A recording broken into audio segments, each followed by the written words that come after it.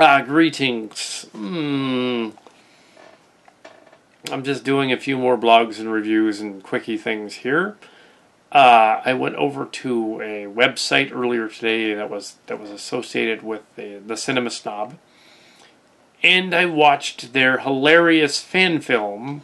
I can't say hilarious, dark, twisted, dark comedy fan film that they did in the 2000s, because I did a fan film with Mark's Cards with his real name back in the day called Starcrackers, and some of our stuff is online, but we can't put our stuff online because, like them, we can't put it on YouTube. We get flagged. But unlike them, they actually got women to be in their story, and they were like, and even though it was really really messed up and screwed up, their film class apparently did a bunch of short movies and long movies and medium-length movies. This one was the 60-minute version of their horror ode to fake snuff films on the internet. It's called Cheap. This was the Stone Gremlin Productions and CinemaSnob, and the guy from CinemaSnob that was doing this. Cheap was the name of it. If you're squeamish at all, don't go and watch it, because just don't. It's really dark. You get to see the cast of most of the CinemaSnob cast from the early 2000s as younger people, like in college or something. It looks like they're film students doing essentially a horror movie. That is probably as grim as vulgar. Wow, that's pretty grim, but also as grim as 8mm. But it's sort of a dark comedy version. It's like really really messed up. The premise of this story is like, I could do its voice and be all like, oh my gosh, what are they doing? They're making a snuff film. Oh, it's like, yeah, they kind of were. The guy with the glasses was like, going out there. He directed it. And he started it. And him and the guy it looked like him and the guy who played Linkara from off the top of the fourth wall. It might not have been him. It might have been another guy who looked like him. It sounded a lot like him. But yeah, him and some of the other CinemaSnob people, and some of the people from Channel Awesome had a cameo in it. So it had the casts together in this movie. It came out in 2005, and I guess they did a remastering in 2009. And it's posted on their website, the CinemaSnob website. It's dark and gritty. Right away, it reminded me of John Waters, which is a compliment. Reminded me of John Waters' Multiple Maniacs and Cecil B. Demented. Because in Multiple Maniacs, parts of it are black and white, and the crew in it is just insane. And they're crazy, and they come up with these like weird things to do to people, and torturous, like, messed up stuff because they're crazy. And it's the 60s, and they figure, why not? In this version, it's supposed to be, I guess, the early 2000s or late 90s in the story. So they've decided that they want to corner the internet market. So they all those found footages and stuff, films and stuff. So they decide to get together. The main character decides to get together with some people and do snuff movies. And so he hires on this porn producer guy to back his movie. It's just really screwed up with a fake porn producer. They're all fake. It's a student film.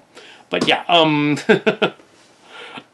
so yeah, it's a spoof of snuff, like the snuff variety stuff from the 2000s, which was really big on the internet, early 2000s.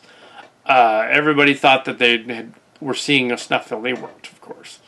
No such thing. But everybody's convinced, after the Blair Witch Project, there must be real snuff movies out there. Ooh, Blair Witch Project. But yeah, this movie's really messed up. It'll be Cecil B. Demented. If they haven't, I'm sure they've seen it. Which is about a film crew that decides to commit murders. And they kidnap an actress. And they commit murders. So in this one, they kidnap some local celebrity ladies to commit murders. So the movie has this really charismatic evil guy, played by the guy with the glasses, who who commits murder. He makes them commit murders in the tradition of Manson and the Sharon Tate thing and the whole thing, the Charles Manson type of thing. Very, very much that cult theme from the Manson era in the 60s. Very much something John Waters would go like, oh my goodness, this is classic. It's like a film noir. You know, it's like, but yeah, it's like film noir but messed up. It's like really, really dark. You watch this film school movie and you wonder, like, how the heck did this guy later get married to one of these cast members?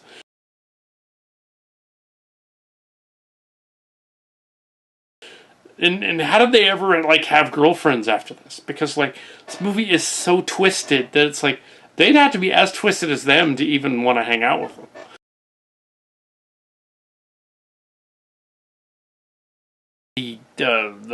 I don't want to give away the whole movie. It's called Cheap. Go look it up. It's literally called Cheap. It's they call it Shot on Shitio. It's a video movie. Yeah, like those old Canon films, you know. And Trauma, very similar to Trauma. They're obviously thinking along those lines as well. But no. Back to the Trauma-like movie that I watched.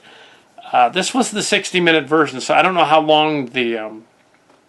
I guess the other version has a half an hour of more gore and splattering and stuff. You know, horrible things happening. Even though I was likening it to a horror comedy story that Mark Scars and I wrote, it really wasn't. And now this story is dark. This Cheap, it's called Cheap.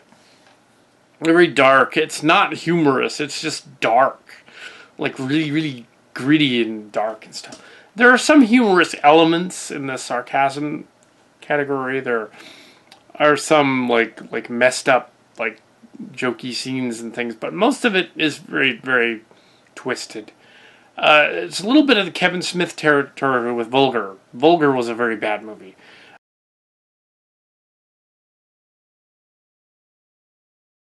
But a very dark movie. This one does the dark right.